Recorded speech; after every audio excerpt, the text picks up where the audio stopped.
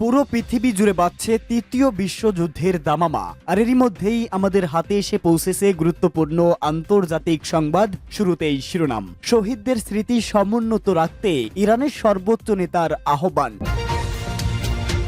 পরেই জানাবো, লেবাননে ইসরায়েলের সঙ্গে যুদ্ধবিরতি কার্যকরে সেনাদের সঙ্গে কাজ করবে হিজবুল্লাহ, নাঈম কাশেমের বার্তা। এরপরেই থাকবে, ইসরায়েলের উপর নিষেধাজ্ঞা চান ৬০ ব্রিটিশ এমপি। জানিয়ে দিব, ইয়েমেনে মার্কিন ও ব্রিটিশদের যৌথ বিমান হামলা, ফের আবারও খেপেছে ইয়েমেনের হুতি বিদ্রোহীরা। এবং সর্বশেষ জানিয়ে দিব, যুদ্ধ ছেড়ে গণহারে পালিয়ে যাচ্ছে ইউক্রেনীয় সেনারা। এতক্ষণ শুনছিলেন সংবাদ শিরোনাম, এবারে বিস্তারিত। তবে তার আগে প্রতিদিনের আপডেট আন্তর্জাতিক সংবাদ সবার আগে পেতে ভিডিওটিতে একটি লাইক দিয়ে চ্যানেলটি সাবস্ক্রাইব করার অনুরোধ রইল। শহীদদের স্মৃতি সমুন্নত রাখতে ইরানের সর্বোচ্চ নেতার আহ্বান। ইসলামী প্রজাতন্ত্র ইরানের সর্বোচ্চ নেতা আয়াতুল্লাহ উজামা খামেনি বলেছেন, যারা মুজাহিদ ও শহীদদের স্মৃতিকে সমুন্নত রাখতে ও পুনর্জীবিত করতে কাজ করে, আমার দৃষ্টিতে তারাও মুজাহিদ, অর্থাৎ এই কাজটাও আল্লাহর সন্তুষ্টির জন্য জিহাদ। পবিত্র কুরআনে সূরা হজে বলা হয়েছে, জিহাদ করো আল্লাহর পথে, যেভাবে জিহাদ করা উচিত। ইরানের ইস্পাহান প্রদেশের ২৪,০০০ শহীদ শীর্ষ কংগ্রেসে আয়োজনের সঙ্গে জড়িত কর্মকর্তারা গত ১৫ নভেম্বর সর্বোচ্চ নেতার সঙ্গে সাক্ষাৎ করতে গেলে তিনি এসব কথা বলেন। ওই সাক্ষাৎকারের সময় সর্বোচ্চ নেতার দেওয়া বক্তব্য গতকাল প্রকাশিত হয়েছে। এ সময় ইরানের সর্বোচ্চ নেতা আরো বলেন, আসলে ইরানি যুবক তথা ইরানি জাতির প্রচেষ্টা ও আত্মত্যাগ আজ পর্যন্ত ইসলামী প্রজাতন্ত্রকে টিকিয়ে রেখেছে এবং ভবিষ্যতেও তাই হবে। তারা ত্যাগ স্বীকার না করলে ইসলামী প্রজাতন্ত্র টিকে থাকতে পারত না। ইসলামী প্রজাতন্ত্র নামের যদি কিছু টিকে থাকতো, তারপরও সেটার মূলনীতি ও ভিত্তি রক্ষা করা সম্ভব হতো না। অন্য স্থানের মতো এখানেও বিপ্লব অর্থহীন হয়ে পড়ত। আয়াতুল্লাহ খামেনি বলেন, ইসলামী বিপ্লবী সংগ্রামের সূচনা থেকে বিপ্লবের বিজয় পর্যন্ত বিপ্লবের প্রথম দিকে বিভিন্ন ইস্যুতে, পবিত্র প্রতিরক্ষা যুদ্ধে এবং এরপর থেকে আজ পর্যন্ত নানা ক্ষেত্রে তরুণরাই আত্মত্যাগের মাধ্যমে ইসলামী ব্যবস্থাকে টিকিয়ে রেখেছে। ইনশাআল্লাহ ভবিষ্যতেও তাই হবে। শুধু তাই নয়, আমাদের বৈজ্ঞানিক ও ধর্মীয় অগ্রযাত্রাও তাদের মাধ্যমেই হচ্ছে। লেবাননে ইসরায়েলের সঙ্গে যুদ্ধবিরতি কার্যকরে সেনাদের সঙ্গে কাজ করবে হিজবুল্লাহ, বলছে নাঈম কাশেম।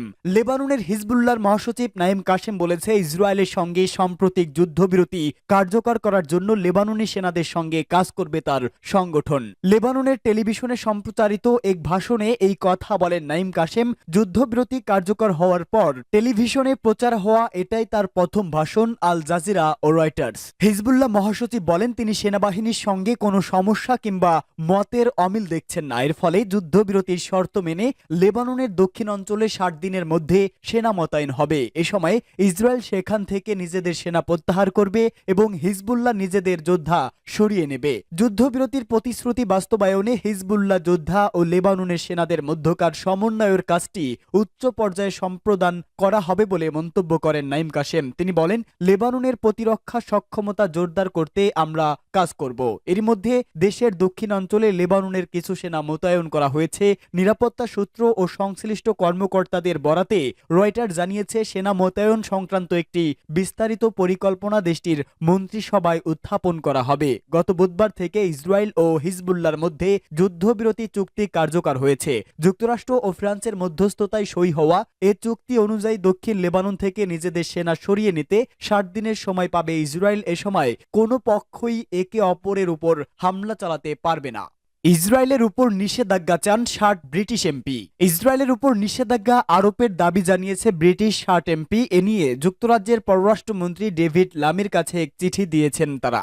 এতে আন্তর্জাতিক আইন বারবার লঙ্ঘনের জন্য ইসরায়েলের উপর নিষেধাজ্ঞা আরোপের জন্য অনুরোধ করা হয়েছে। চিঠিতে ইসরায়েলের অবৈধ বসতিগুলোর সঙ্গে বাণিজ্য নিষিদ্ধ করার পাশাপাশি দেশটির সঙ্গে বিদ্যমান বাণিজ্যিক সম্পর্ক পর্যালোচনা করার আহ্বান জানানো হয়েছে।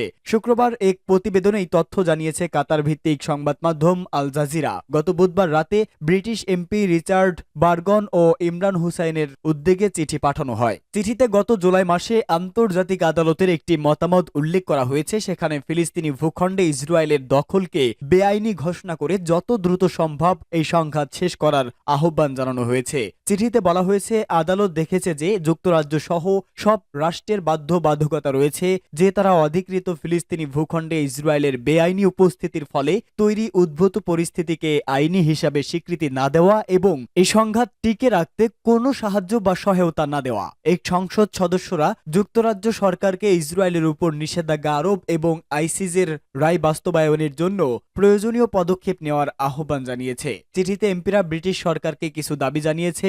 দাবিগুলো হলো, অবৈধ বসতিগুলোর সঙ্গে বাণিজ্য নিষিদ্ধ করতে হবে, ইসরায়েলের সঙ্গে বিদ্যমান ও চলমান বাণিজ্য সম্পর্ক পুনরায় পর্যালোচনা করতে হবে এবং দেশটির সঙ্গে অস্ত্র রপ্তানি স্থগিত করতে হবে। ইয়েমেনে মার্কিন ও ব্রিটিশদের যৌথ বিমান হামলা। হাউসিদের লক্ষ্য করে লোহিত সাগর উপকূলে ইয়েমেনের বন্দর নগরী হোদাইদায় দুটি বিমান হামলা চালিয়েছে যুক্তরাষ্ট্র ও যুক্তরাজ্য। বিষয়টি নিশ্চিত করে হাউসি বাহিনীর পক্ষ থেকে দাবি করা হয়েছে, লোহিত সাগরে নৌবাহিনীর পূর্ণ নিয়ন্ত্রণ নিয়েছে গোষ্ঠীটি। এরপর হোদাইদা প্রদেশের বাজিল জেলা লক্ষ্য করে মার্কিন ও ব্রিটিশরা বিমান হামলা চালিয়েছে, তবে ক্ষয়ক্ষতির পরিমাণ ও হতাহতের বিষয়ে কিছু জানা যায়নি। হাউসি পরিচালিত আল মাসিরা টিভিতে প্রচারিত এক টেলিভিশন ভাষণে লোহিত সাগর অঞ্চল দিয়ে ইসরায়েলি সামুদ্রিক যান চলাচল রোধে হাউসি যোদ্ধাদের সম্পূর্ণ কার্যকারিতা ঘোষণা করেন গোষ্ঠীটির নেতা আব্দুল মালিক আল হাউসি। আল হাউসির দাবি, পণ্য বহনকারী কোনো ইসরায়েলগামী জাহাজ এই সময়ের মধ্যে লোহিত সাগর অঞ্চল অতিক্রম করতে সক্ষম হয়নি। গত 2023 সালের 7 অক্টোবর ইসরায়েল হামাস সংঘাত শুরু হওয়ার পর ফিলিস্তিনের প্রতি সংহতি প্রকাশ করে ইসরায়েলের সাথে সম্পর্কিত জাহাজগুলোতে লক্ষ্যবস্তুতে পরিণত করে আসছে হাউসিরা। এর প্রতিক্রিয়া ও জাহাজগুলোর নিরাপত্তায় এবছরের জানুয়ারি থেকে হাউসিদের বিভিন্ন স্থাপনায় বিমান ও ক্ষেপণাস্ত্র হামলা চালিয়ে আসছে একটি মার্কিন ব্রিটিশ নৌজোট। তবে এই ক্ষেপণাস্ত্র এবং পদক্ষেপ হাউসিদের আক্রমণে রসদ জুগিয়েছে। ওই সময় থেকে শুধু ইসরায়েল সংশ্লিষ্ট জাহাজ নয়, মার্কিন ও ব্রিটিশ জাহাজগুলোও তাদের লক্ষ্যবস্তুতে পরিণত হয়েছে। যুদ্ধ ছেড়ে গণহারে পালিয়ে যাচ্ছে ইউক্রেনীয় সেনারা। গণহারে দলত্যাগ করছেন ইউক্রেনীয় সেনাবাহিনীর সদস্যরা। হাজার হাজার সেনা পালিয়ে যাচ্ছে। এই অবস্থায় বাহিনীতে সংকট সৃষ্টির পাশাপাশি কিয়েভের যুদ্ধ পরিকল্পনা পঙ্গু হয়ে যাচ্ছে। প্রেস সৈন্যের পাশাপাশি আইনজীবী এবং 1 ডজন কর্মকর্তার উদ্বৃত্ত দিয়ে এ তথ্য জানিয়েছে। তারা বেশিরভাগই নাম প্রকাশ না করার শর্তে কথা বলেছেন। সেনাদের পলায়নের সমস্যাটি কেন এত তীব্র হয়ে উঠছে, যার ব্যাখ্যা দিতে গিয়ে 72তম ব্রিগেডের এক কর্মকর্তা মার্কিন বার্তা সংস্থাকে বলেন, আমরা এরই মধ্যে আমাদের জনগণের কাছ থেকে সর্বোচ্চ নিংড়ে নিয়েছি। এপি জানিয়েছে, ইউক্রেনের প্রসিকিউটর জেনারেল কার্যালয় 1 লাখেরও বেশি সৈন্যের তালিকা তৈরি করেছে, যাদের প্রায় অর্ধেকের বিরুদ্ধে পলায়নের অভিযোগ আনা হয়েছে।